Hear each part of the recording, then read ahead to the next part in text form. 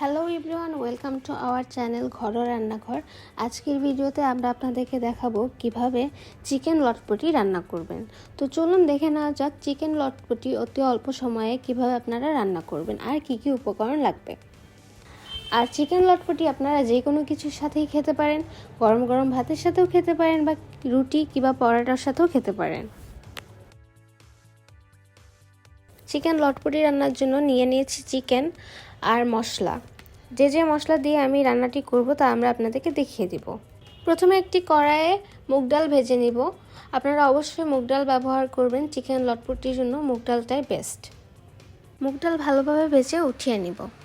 তারপর আরেকটি কড়াইয়ে দিয়ে নিব তেল গরম হয়ে আসলে তেলের মধ্যে দিয়ে দিব তেজপাতা আর গরম মশলাগুলো। তারপর ভালোভাবে ভেজে নিব। এবার কেটে রাখা পেঁয়াজ কুচি, মরিচ কুচি এবং রসুন কুচি দিয়ে নিব। তারপর ভালোভাবে ভেজে নিব।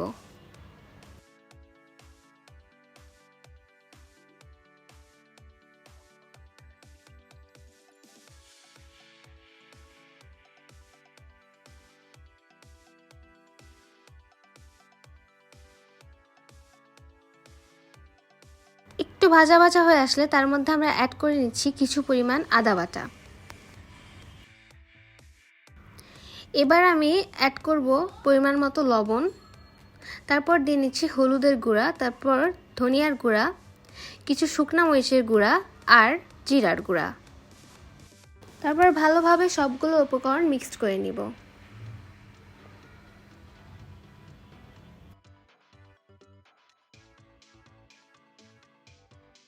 তারপর অ্যাড করছি সামান্য পরিমাণ পানি মশলা কষানোর জন্য।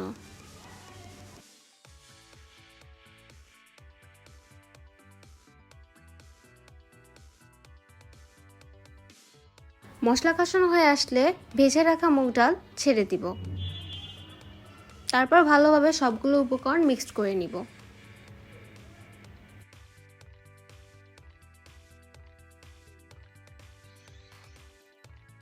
এবার আমি সামান্য পরিমাণ পানি অ্যাড করে দিব যাতে মুগ ডাল সিদ্ধ হয়ে আসে।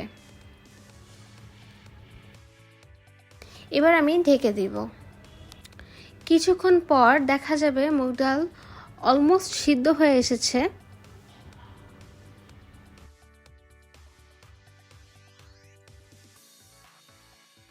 এবার আমি চিকেনের যে পিসগুলো রেখেছিলাম, যেমন পাখনা, তারপর গলা, গিলে, এগুলো এক এক করে দিয়ে নিব।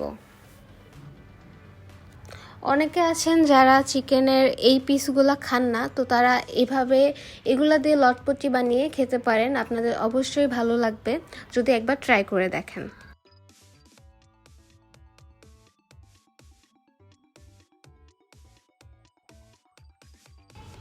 আপনারা দেখতে পাচ্ছেন চিকেন সিদ্ধ হয়ে এসেছে।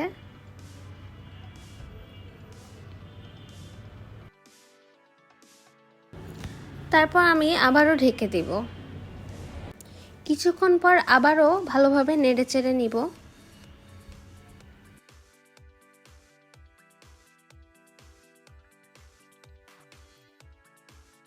তারপর আমি অ্যাড করব কিছু পরিমাণ পানি। আপনারা আপনাদের ইচ্ছা মতো পানি দিতে পারেন। যতটুকু ঝোল আপনারা রাখতে চান আপনারা সেই পরিমাণ পানি নিয়ে নিতে পারেন। তারপর ভালোভাবে নেড়েচেড়ে নিব।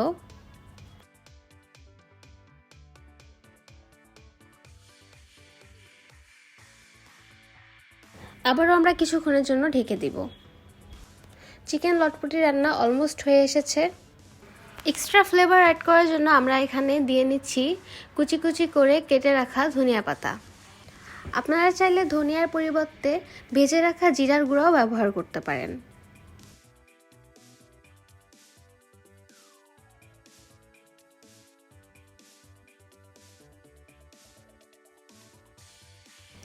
কিছুক্ষণের জন্য আমরা আবারও ঢেকে দিচ্ছি। 5 মিনিট রাখার পরে আমার লটপটি রান্না হয়ে আসবে।